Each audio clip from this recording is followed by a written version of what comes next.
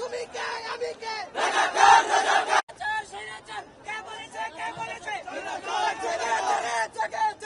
ছাত্র সমাজ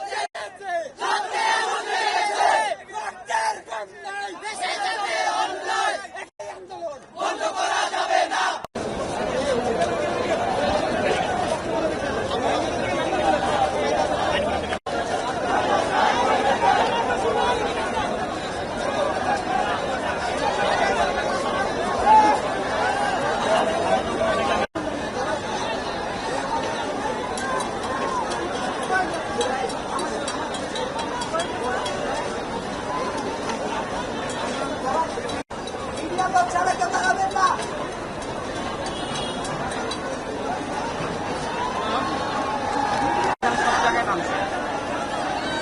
এখানে তারপরে তো সবাই সুরিল, তারপরে আপনার রামপুরা সব জায়গায়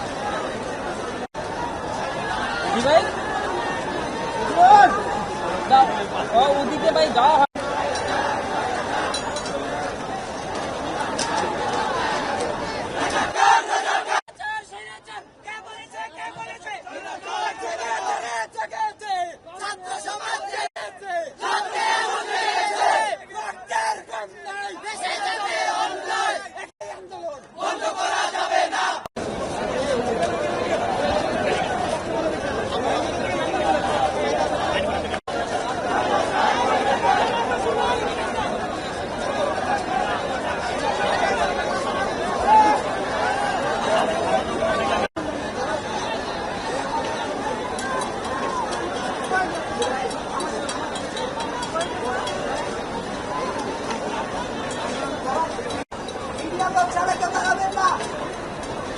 ছেলেকে তারা লাঠি দিয়ে মারতেছিল, অনেকগুলো ছেলেকে লাঠি দিয়ে মারতেছিল।